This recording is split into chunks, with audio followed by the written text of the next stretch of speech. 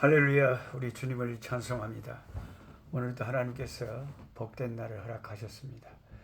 하나님 말씀 공부하는 시간 갖겠습니다. 2024년 10월 26일 토요일입니다. 오늘은 사도행전에 이제 와서 사도행전 1장에서 3장을 읽겠습니다. 화면으로 저를 보시면 머리가 말하자면 이것이 무슨 왕관을 씌우는 것처럼 한국에 와서 그 미정원 집사님이 저를 이렇게 볶아놔가지고 아주 그냥 묘하게 해놨습니다.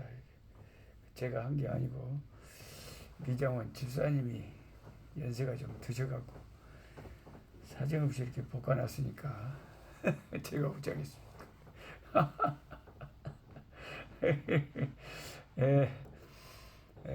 사도행전은 누가복음을 기록한 바울 사도의 동역자 누가에 의해서 쓰여졌습니다.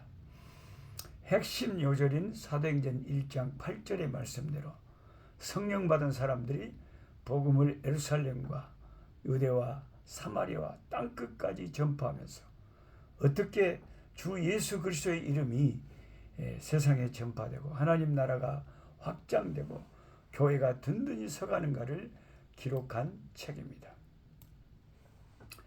사도행전은 성장을 여러 차례 언급합니다. 복음서에서 하나님의 나라를 겨자씨 비유로 누룩 비유로 그 확장성의 특징을 주님은 이미 말씀하신 바가 있습니다. 사도행전 2장 47절에는 믿는 자들의 수가 날마다 더했다고 합니다. 사도행전 5장 14절에는 믿고 주께로 나오는 자가 더 많으니 남녀의 큰 무리였다고 합니다. 사도행전 9장 31절에는 온 유대와 갈릴리와 사마리아의 교회가 든든히 서가고 성령의 위로로 진행하여 믿는 자의 수가 더 많아졌다고 기록합니다. 베드로의 한 번 설교에 3,000명이 회개하고 주께로 돌아왔고 사도행전 14장 1절에서는 복음이 소아시아에서 전파될 때 유다와 헬라의 허다한 무리가 믿더라고 증거합니다. 이 복음은 사도행전 16장을 거치면서 아시아를 넘어 유럽으로 확대되어 갑니다. 사도행전 19장 20절은 이 점을 분명히 합니다. 주의 말씀이 힘이 있어 흥왕하여 세력을 얻으니라. 아멘 아멘 할렐루야. 그래서 우리가 사도행전을 보면 확장성, 복음이 확장되어 간다. 성령이 오선절에 임하고 주의 종들이 성령 받고 나아가서 목숨을 걸고 주 예수의 이름을 외칠 때에 예수 믿는 사람들이 누룩처럼 온 세상에 번져간다. 할렐루야. 이런 역사가 지금도 계속되고 있습니다. 저는 한국에 콩팥 이거 점검하러 왔는데 보건병원에 가봤더니 콩팥이 그래도 많이 좋아지고 있다는 좋은 판결을 받았습니다. 그리고 이번 주말에 금요일 토요일 주일 연산동에 있는 합동측 서문교회에서 가을 부흥회를 인도하고 다음 주일에 이제 미국의 시카고와 뉴욕 몇몇 교회들을 돌아보고 선교지로 들어갈 것입니다.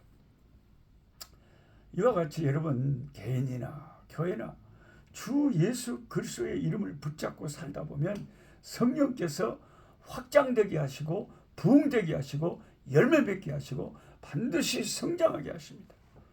이와 같은 역사를 믿어야 돼요. 제가 가끔 낙심이 될 때가 있어요. 주를 섬기면서 다 이래갖고 이게 성교가 되겠냐, 이래갖고 교회가 될까, 교인들 다 나가버리고 그란도 몇 명 안 남았는데 이거 어찌했을까 걱정이 되고 염려가 될 때가 있어요. 그런데 이번에 노벨 그 문학상을 탄 한강 작가가 인터뷰한 것을 제가 유튜브에서 들으니까 한강 작가가 자기에게 어둠이 오고 자기 인생이 힘들고 자기 인생이 참 소망이 없을 때 자기는 그런 말을 꼭 꺼내서 생각했다고 그래요. 그게 뭐냐면 살찐 낙관보다는 가냘픈 희망이 우리 삶에 꼭 필요하다.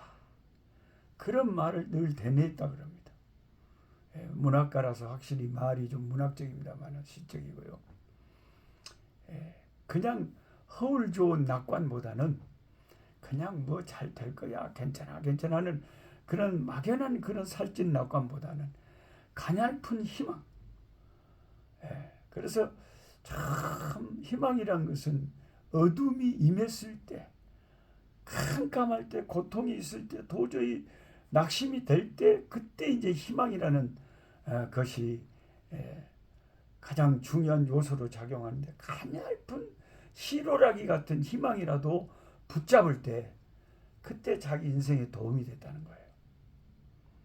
그래서 저도 하나님 이렇게 섬기다가 아이고 이래갖고 선교가 되겠냐, 어머 이래갖고 교회가 어찌 될까 하고 이렇게 낙심이 되려고 할 때는요, 가느다란 희망이라도 말씀을 붙잡고 그것을, 그 희망을 놓치면 안 돼요. 희망을 놓쳐버리면 포기를 해버리거든요. 그래서 이제 제가 그 처음에 운전면허증 딸 때, 그것도 삶의 지혜인데요. 아따 처음에 운전을 해보려고 하니까 운전면허증 따로 갔는데 처음에 실패했어요. 뭐 뒤로 빠꾸 해라, 뭐 어쩌라, 뭐 주차해라. 근데 무엇이 좀 잘못됐다고 1차에 실패해서 떨어졌어요. 쉽지가 않더라고요. 그래서 좀 낙심이 되는 거예요. 아따 이거 나는 못 달란갑다. 제가 아는 어떤 선배 목사님은 한 수십 번 운전면허증에 떨어져갖고 결국 포기하셨어요. 그래서 나도 이거 운전 못 달란가 했는데 어느 날 대전에서 개척교회 할 때 그 3층 건물에서 예배당에서 밑에 도로를 내려다보고 있었습니다. 근데 그 창가에서 내려다본 도로에 수많은 차들이 지나가는 거예요. 이쪽으로 가고 저쪽으로. 그때 제가 희망이 생겼어요.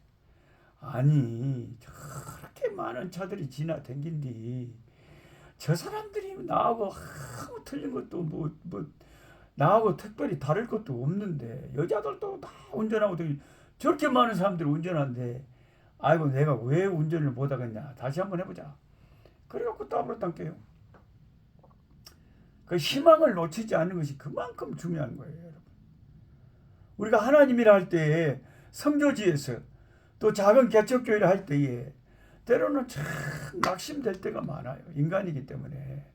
또 마귀가 얼마나 낙심을 주고 포기하게 만듭니까?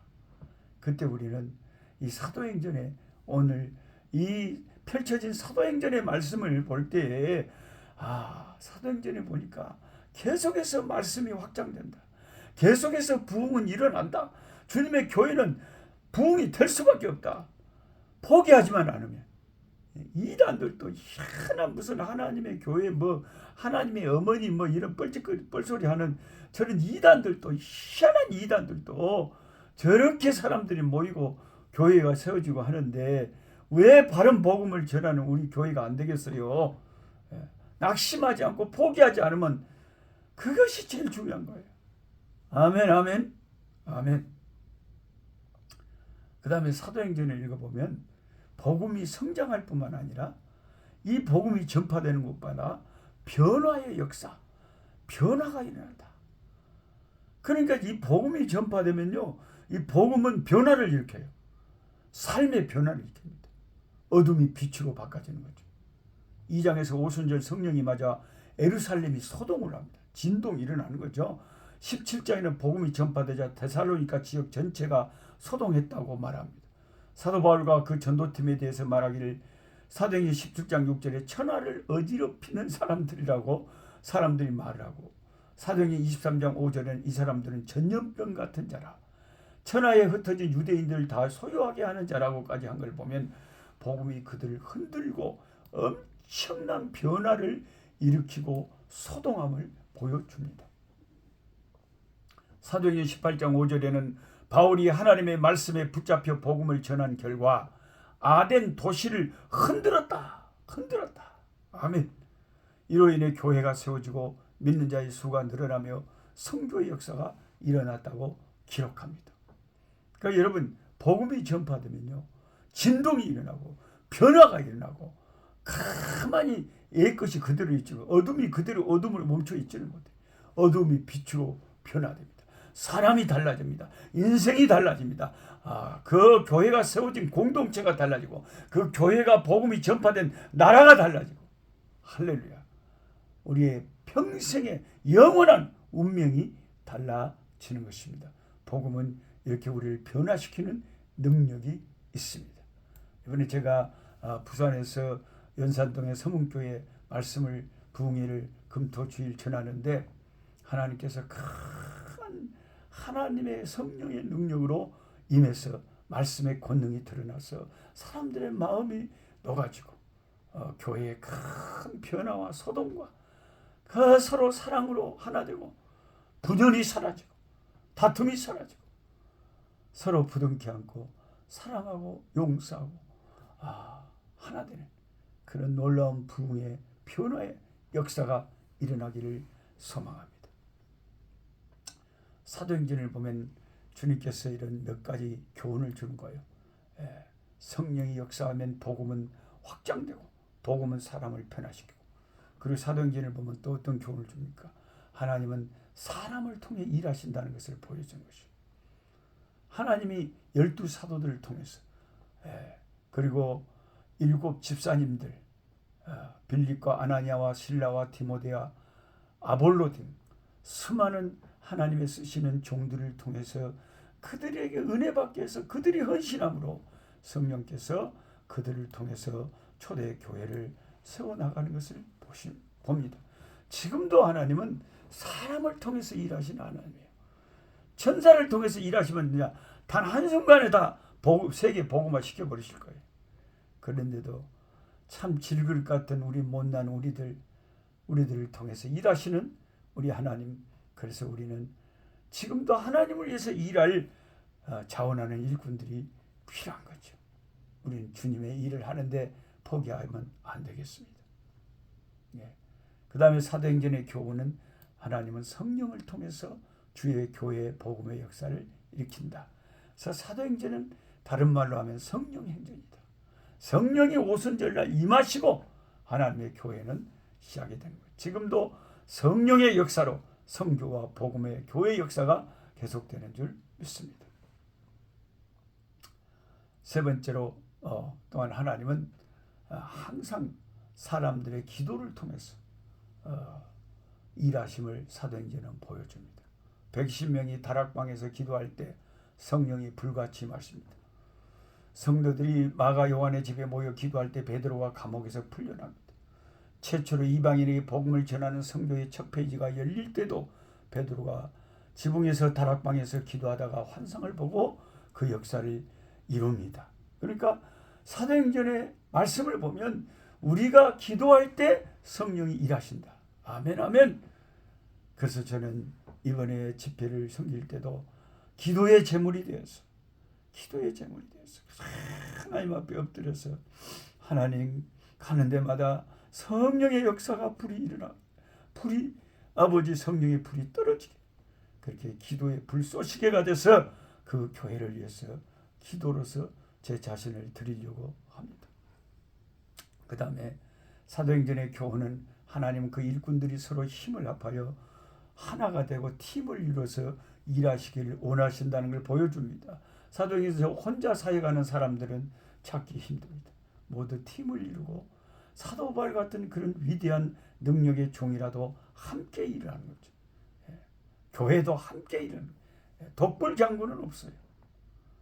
그 다음에 사도행전은 하나님은 교회를 통해서 일하신다는 걸 보니 교회를 세우시는 거예요. 어디를 사도 바울이 가든지 교회가 세워진 거예요. 그래서 교회가 그렇게 중요하다는 거예요. 마지막으로 하나님의 말씀은 주님의 나라를 교회를 세우는데 가장 중요한 요소다.